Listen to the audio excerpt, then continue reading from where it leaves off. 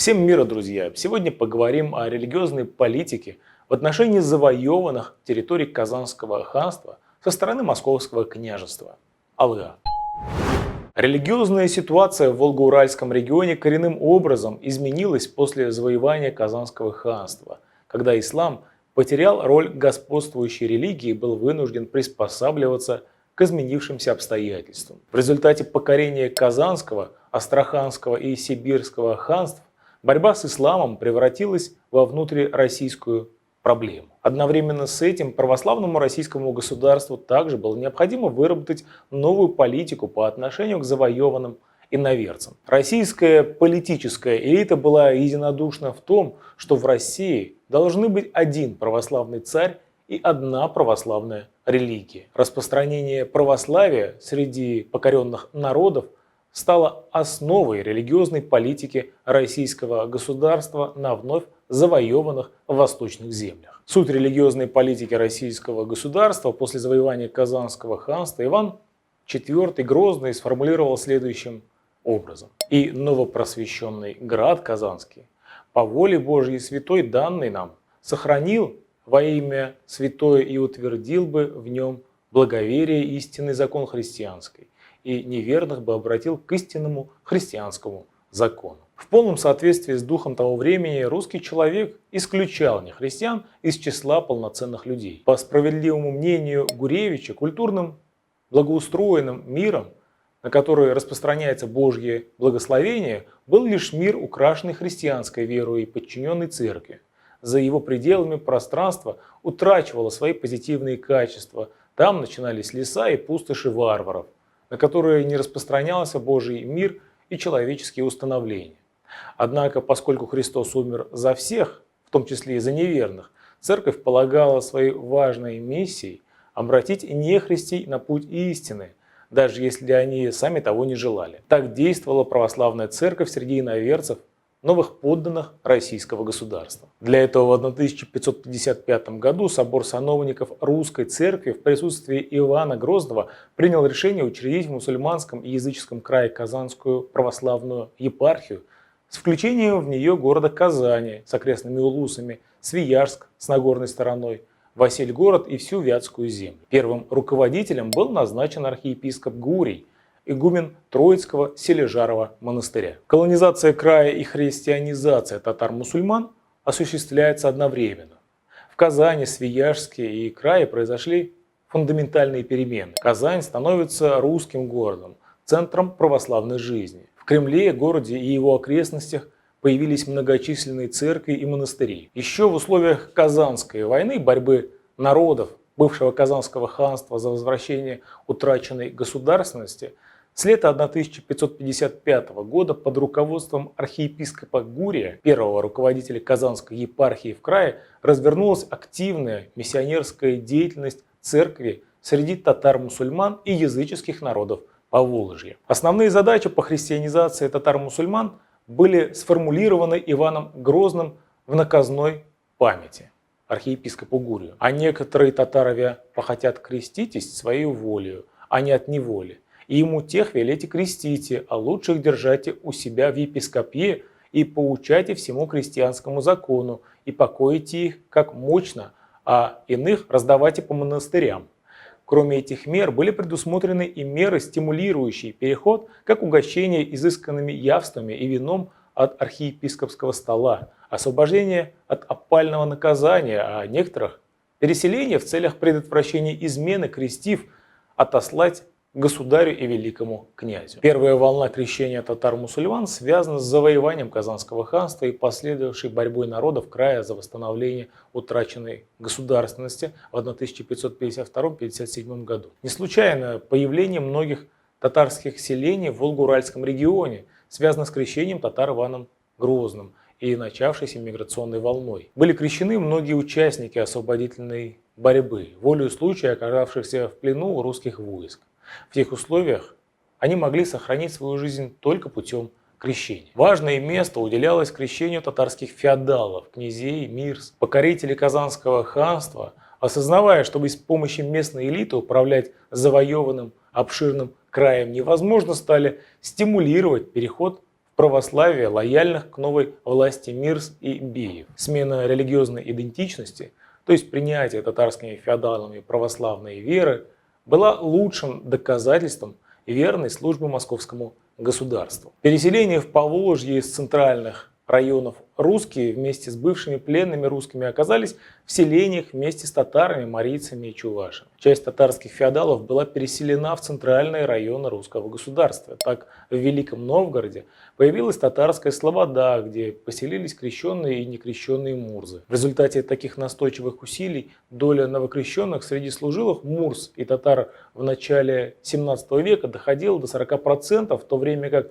крестившихся среди ясачных татар составляли лишь 4-5%.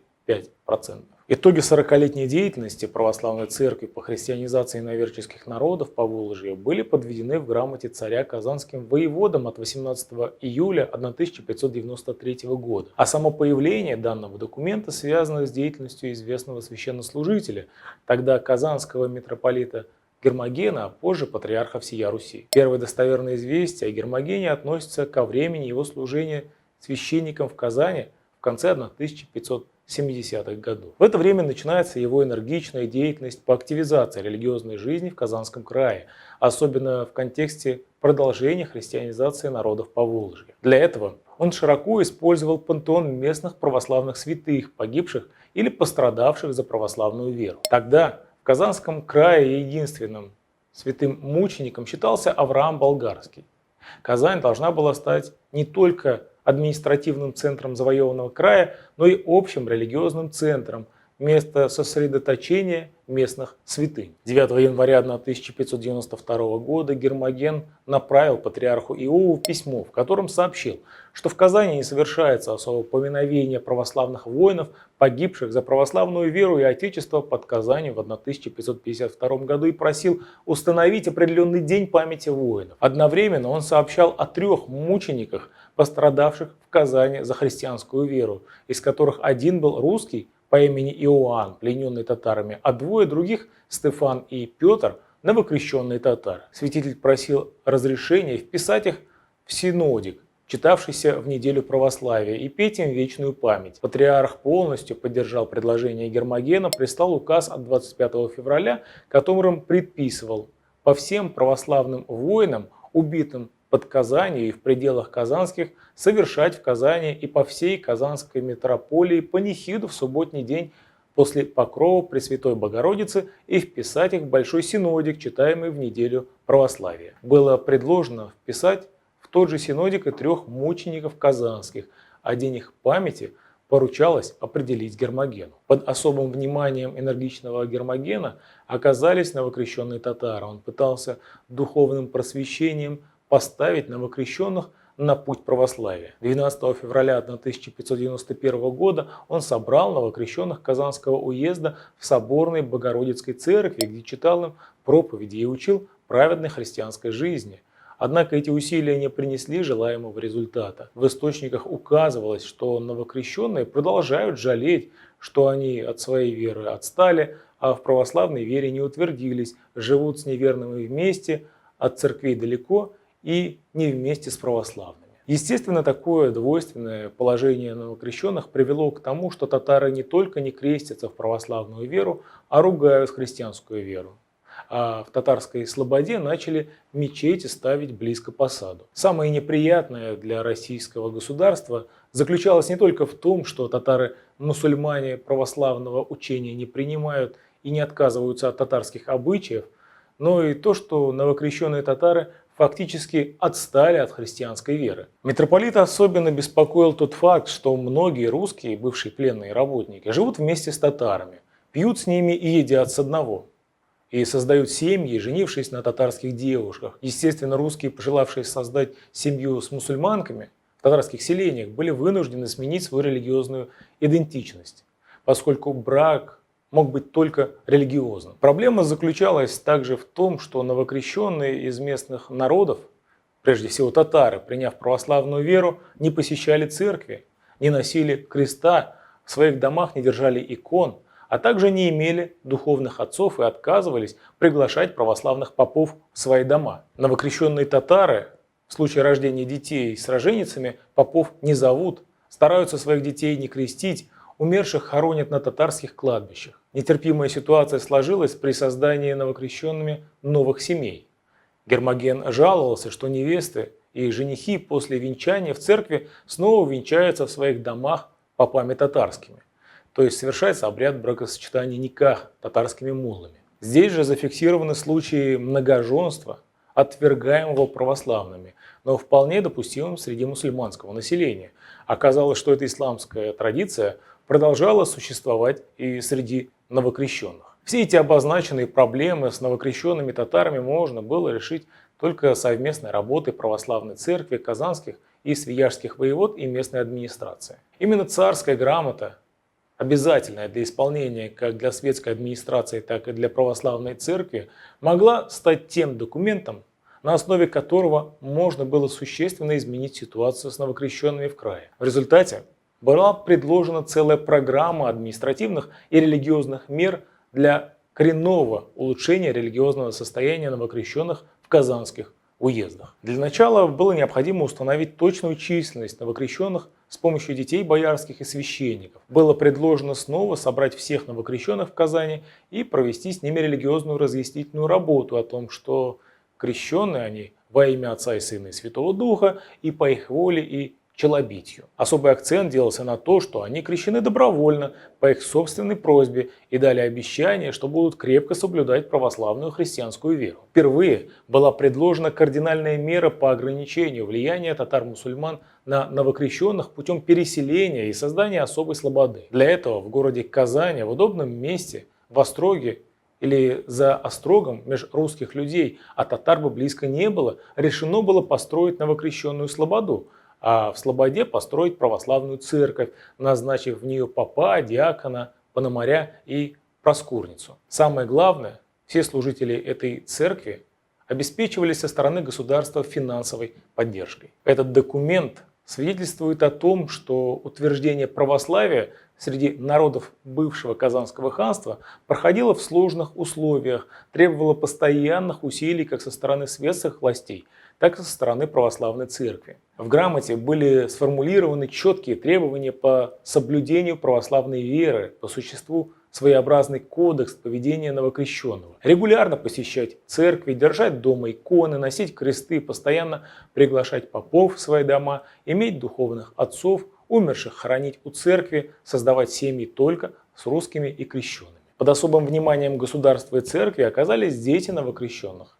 По достижении совершеннолетия предложено женить их только на русских или между собой на крещенных, дочерей выдавать за русских же людей или за новокрещенных. Был наложен строгий запрет на возвращение в ислам.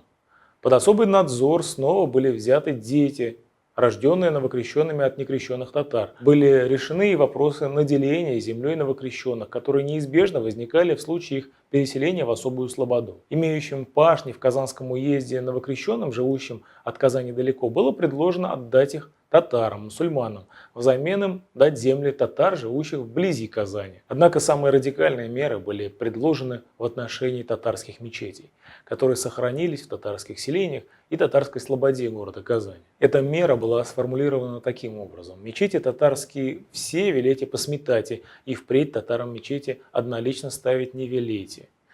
Конечно, есть и мечети татарские извели. Таким образом была поставлена задача разрушения всех татарских мечетей. Намеченные в грамоте радикальные меры по устройству новокрещенских дел среди татар не были полностью реализованы, так как в России наступило время смуты, монтажный 17 век, время тяжелейшее для всех народов испытаний. Однако контуры религиозной политики были довольно четко обозначены. Церковь и светская власть ждали только наступления соответствующих условий. Друзья, как всегда, ждем от вас лайков, комментариев и, конечно, того, что вы подпишетесь на наш канал. Знакомьтесь с историей вместе с нами. Ассаламу алейкум, сау вас. И до новых встреч. Пока.